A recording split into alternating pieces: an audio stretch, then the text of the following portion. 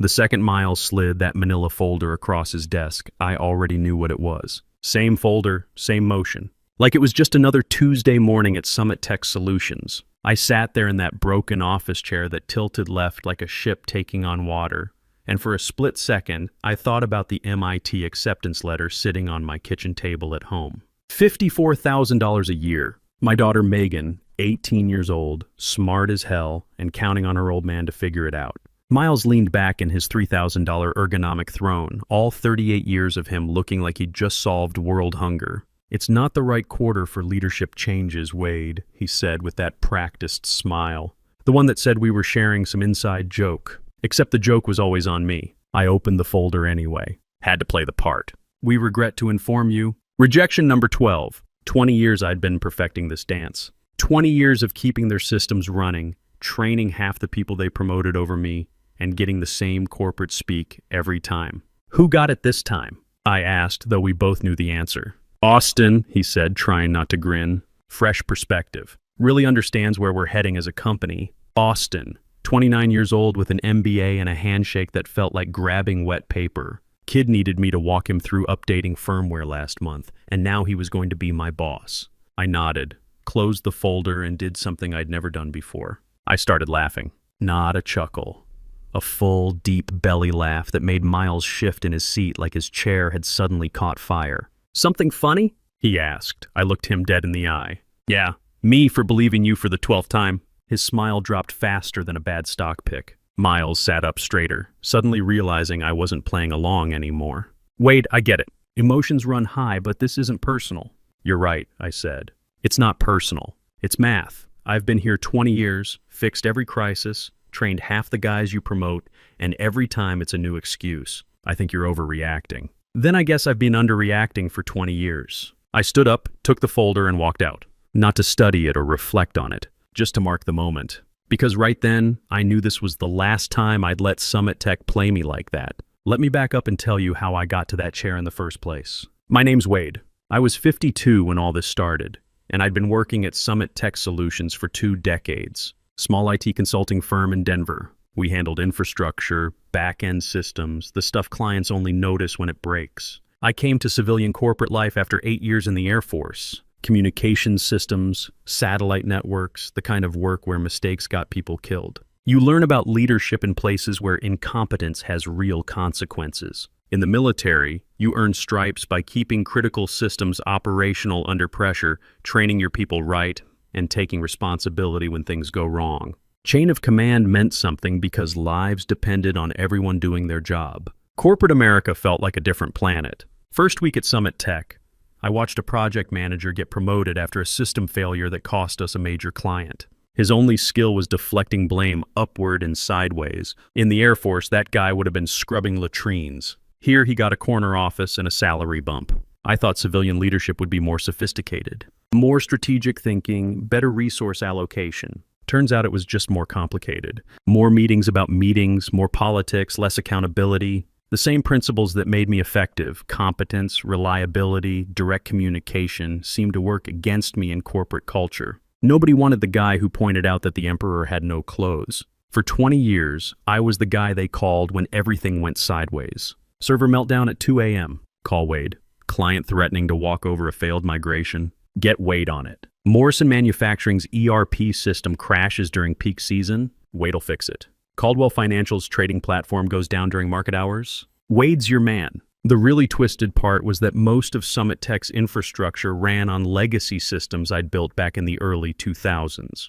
COBOL mainframes that processed Morrison's entire inventory management system. Custom integration scripts that kept Caldwell's real-time trading data flowing between 3 different platforms. Proprietary code that handled payroll processing for 6 different clients. None of it was documented properly because there was never time, never budget, always another fire to put out.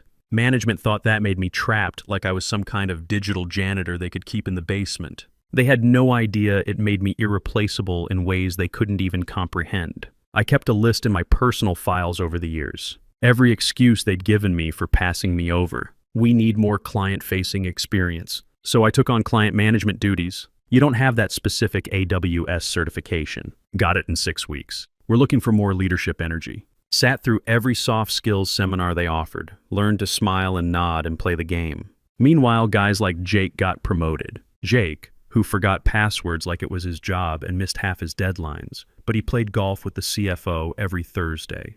Then there was Devin. I had to rewrite every technical proposal he touched, fix his architecture designs, even coach him through client presentations. Still got the senior consultant position I'd been promised. But Austin was different. Austin was the breaking point. New hire straight from business school, all that Ivy League confidence and networking energy.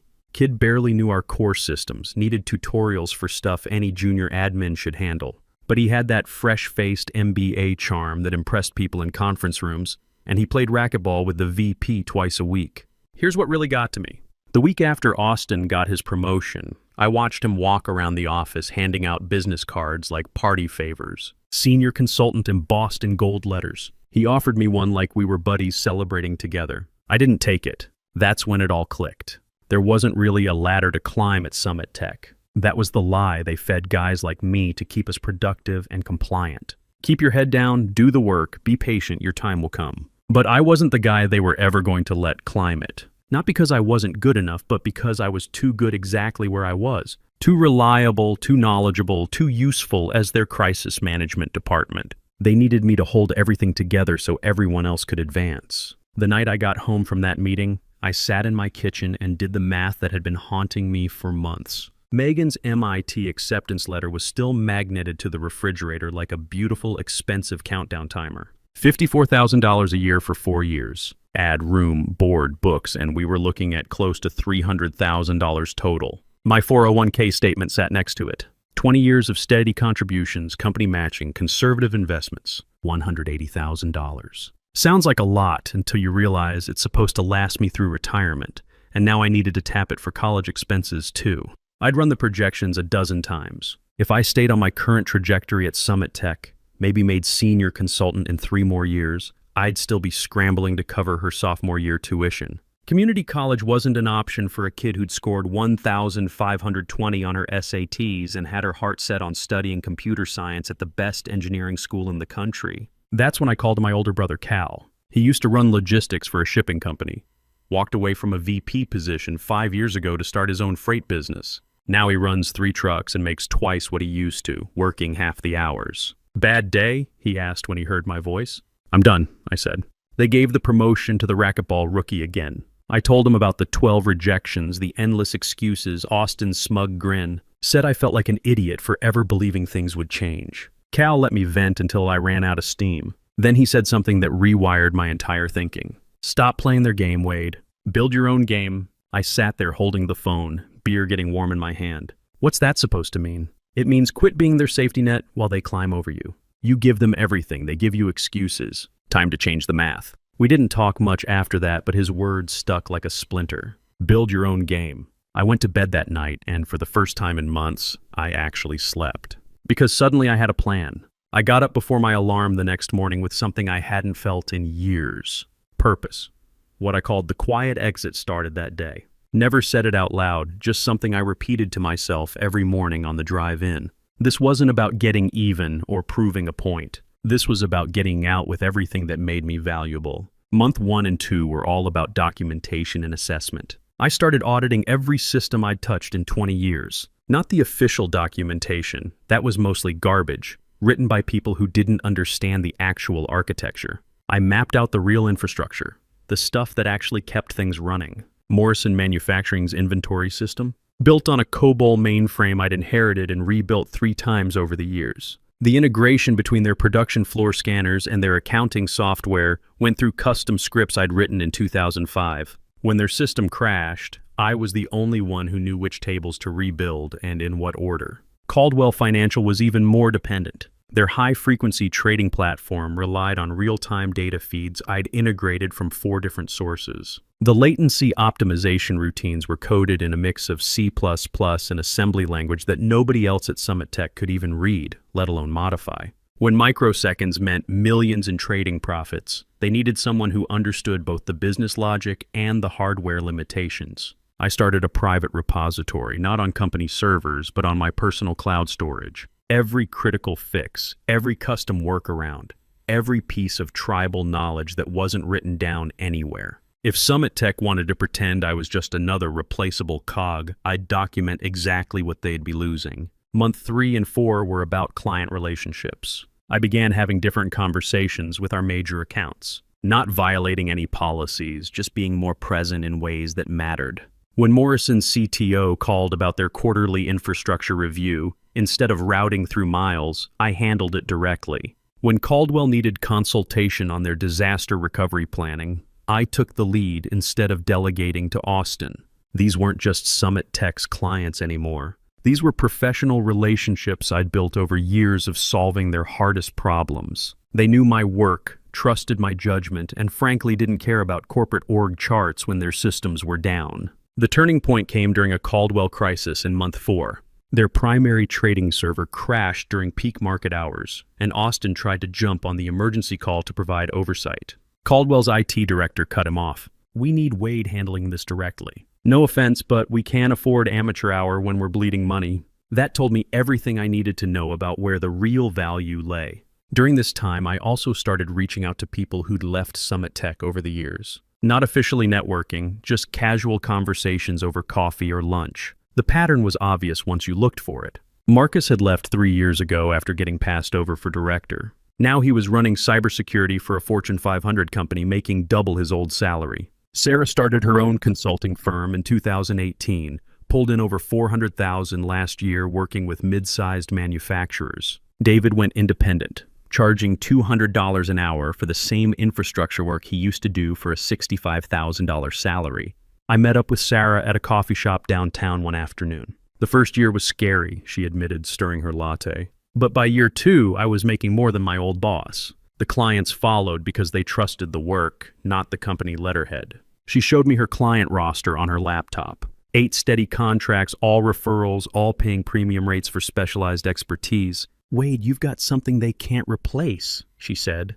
20 years of system knowledge, established client relationships, and a reputation for solving problems nobody else can touch. That's not an employee profile, that's a business plan. Month 5 and 6 were about building my exit strategy. I registered an LLC quietly. Keystone Systems. Nothing flashy, just legal paperwork filed and tucked away where nobody would notice. I spent evenings and weekends building the foundation: professional website, service descriptions, rate structures, basic contracts reviewed by a lawyer friend of mine. The business model was simple. Lean, independent consulting focused on legacy system maintenance and crisis management. No corporate overhead, no layers of management, just direct relationships between expertise and results. Meanwhile, I had my own reality check to deal with. During my annual physical, doctor, Kim looked at me over her reading glasses with the expression doctors reserve for patients who aren't taking care of themselves. 180 over 110, Wade. That's stroke territory for someone your age. I thought about Megan's future, about needing to stay healthy and productive for at least 20 more years, about the stress of playing corporate politics while watching less qualified people advance past me. The math was simple and brutal. This job was literally killing me, and for what? The privilege of staying exactly where I was forever? You need to reduce stress significantly, doctor. Kim continued, or we're looking at medication and potentially worse problems down the road. Sitting in that examination room wearing a paper gown and staring at blood pressure numbers that could put me in the hospital, I realized something. I wasn't just planning an exit strategy. I was planning a survival strategy. The hardest part of the whole process was month 6, emotional detachment. Austin got promoted again, this time to lead a cross-functional team that was basically managing the systems I'd built and maintained for a decade. I clapped when Miles announced it in the team meeting. I smiled and offered congratulations. Didn't say a word about the irony. Miles pulled me aside afterward with his concerned manager expression. "No hard feelings about Austin's promotion, right?" "None at all," I said, meeting his eyes directly. "He's earned the opportunity." He studied my face for a moment, waiting for some crack to show, some sign of the resentment he was used to managing. Nothing came because I was already gone in my head.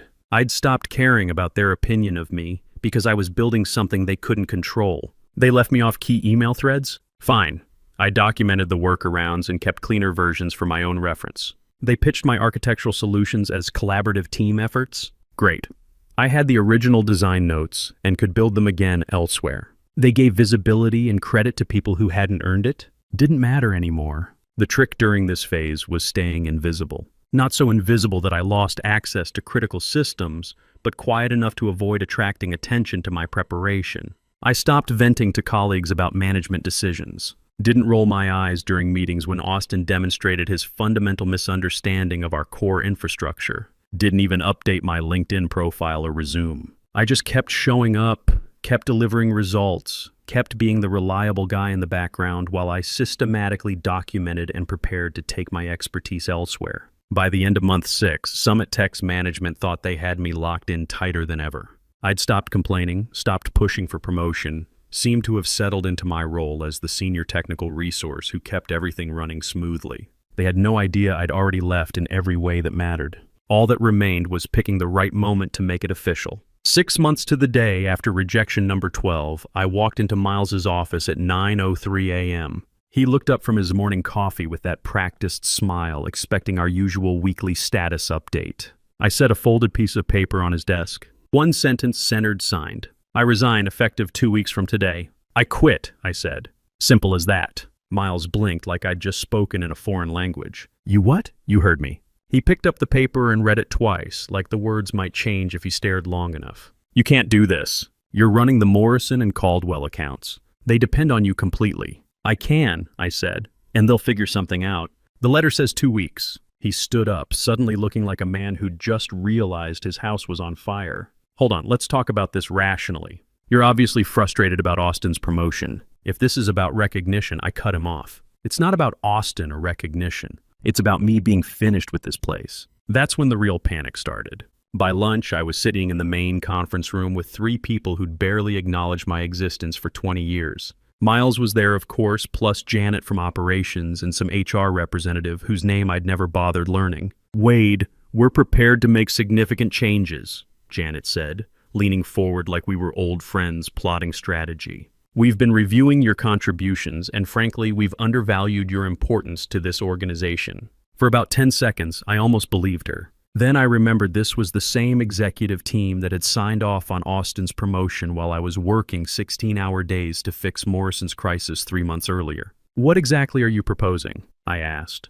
Director of Technical Operations, she continued. Your own team, budget authority, direct client access, full leadership role with compensation to match. Miles looked distinctly uncomfortable. This was clearly way above his authority level, and he was realizing how badly they'd miscalculated my value. What's the salary range for this position? I asked.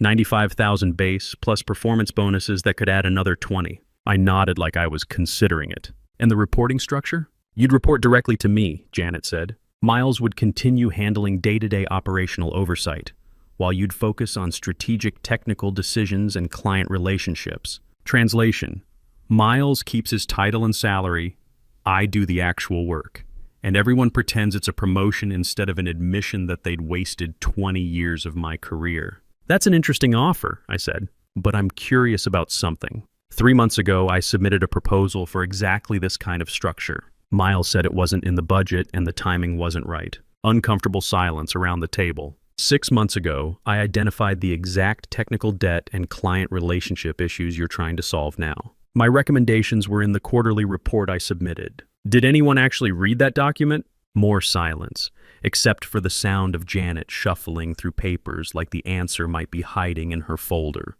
That tells me everything I need to know, I said, standing up. You don't want to solve systemic problems. You want to solve an immediate crisis. But I'm not your crisis management department anymore. The meeting ended with them asking for time to explore additional options. I walked back to my desk and spent the afternoon cleaning out personal files and documenting handover procedures that I knew nobody would be able to follow. That evening, Megan called me from her part-time job at the campus bookstore. Dad, my advisor, showed me the course catalog for next semester. There's this advanced algorithms class that feeds directly into the machine learning track. It's exactly what I want to study. I looked at my brilliant daughter planning her future and realized I'd been planning mine wrong for 20 years. She didn't need me to climb their broken ladder. She needed me to build something worth climbing toward. Sign up for it, I said. We'll figure out the finances. For the next week and a half, the offers kept escalating. Corner office, dedicated parking space, travel budget, retention bonus bigger than my annual salary.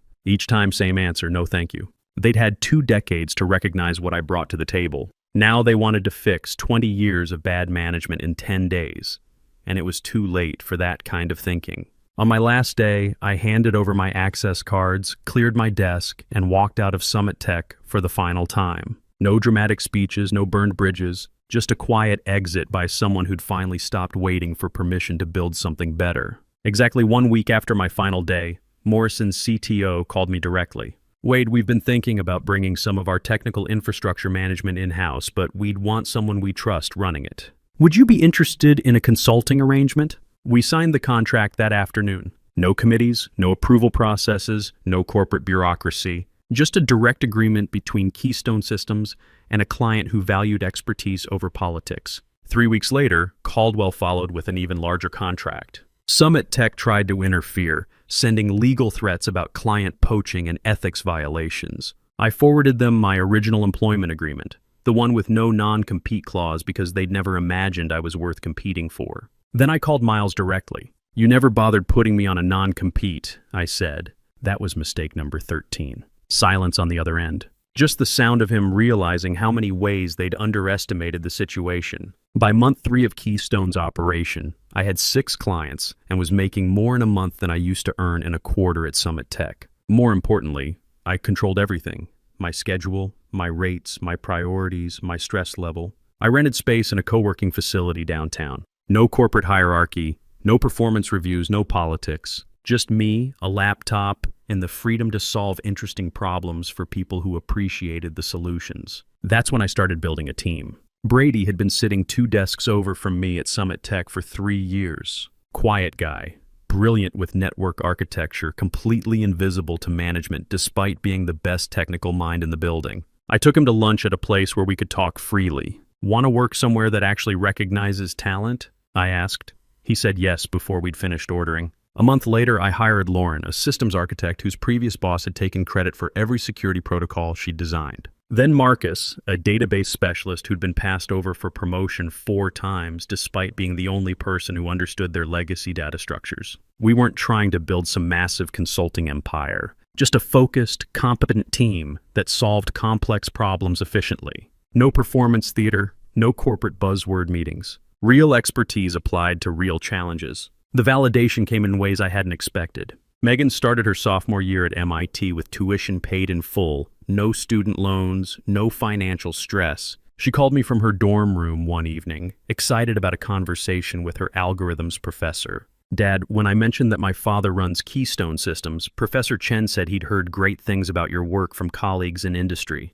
People in Boston know about what you've built. 20 years of being invisible at Summit Tech, and now people 3 time zones away were talking about our reputation." 18 months after walking out, I got an email from Miles. Subject, "We should talk." I stared at it for about 30 seconds, then replied, "Sure, call me at 4. At 4:01, my phone rang. His voice didn't sound like the confident manager who used to hand out rejections with corporate smile. It sounded like someone who'd been chewed out by his superiors and hadn't slept properly in months. "Wade, thanks for taking the call. I'll be direct. We've lost 11 clients, including Morrison and Caldwell. The technical debt has become unmanageable." I let the silence hang there while he absorbed the weight of his own words. "We need to make fundamental changes," he continued, "and we think that starts with bringing you back in a leadership capacity." That actually made me laugh out loud. "Miles, I'm not interested in coming back in any capacity. This wouldn't be the same role," he said quickly. "We're talking partnership, equity stake, complete autonomy over technical operations. Build your own division, hire your own people, set your own standards." For about 10 seconds, I considered it. This was the fantasy I'd carried for 20 years. Finally being recognized, finally getting the authority and resources to do things right. But here's what I realized sitting in my own office, looking at my own team, managing my own clients. I didn't want to save Summit Tech. I didn't want to walk back into a place that had only discovered my value when they couldn't function without me. "I appreciate the offer," I said, "but I'm not interested." Long pause. "Wade, you don't understand how difficult things have become here." "I don't need to understand," I said. "That's not my problem to solve anymore." He tried one more approach. "If this is about what happened before, it's not about the past," I said. "It's about the future. And mine's already built." I ended the call and felt something I'd forgotten was possible. Complete peace with a decision. It's been 2 years now.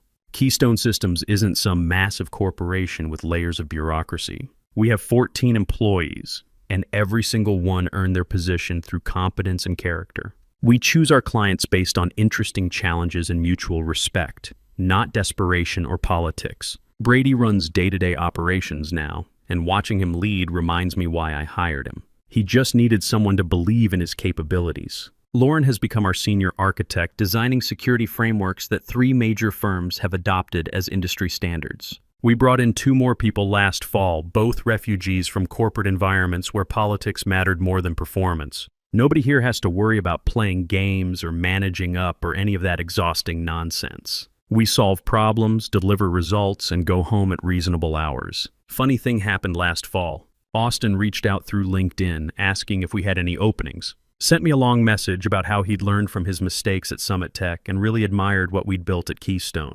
Said he wanted to be part of something meaningful for once. I thought about it for maybe 10 minutes before passing on his application. Not out of bitterness. Honestly, I wasn't angry anymore. I just didn't see the fit. We need people who understand that competence comes before confidence, and some lessons you either learn early or you don't learn at all. Summit Tech is still operating, but barely. Their website looks like it hasn't been updated since I left. Most of the leadership team has moved on. Miles stepped down last year and is working as an independent consultant now, probably making 1/3 of what he used to earn. Last week I walked through our new office space. Nothing fancy, just clean lines, reliable equipment, and space for people to do their best work. I watched my team collaborate on a complex infrastructure project, debating solutions, sharing expertise, treating each other like the professionals they are. Nobody's looking over their shoulder, wondering if their contributions will be recognized. Nobody's playing political games or managing personalities instead of managing work. Just competent people solving interesting problems for clients who appreciate the expertise. And it hit me.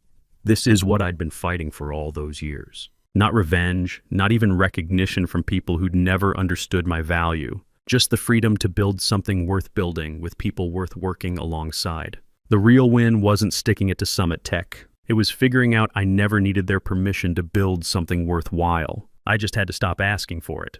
If you're sitting in a broken chair right now, waiting for someone else to recognize your worth, stop waiting.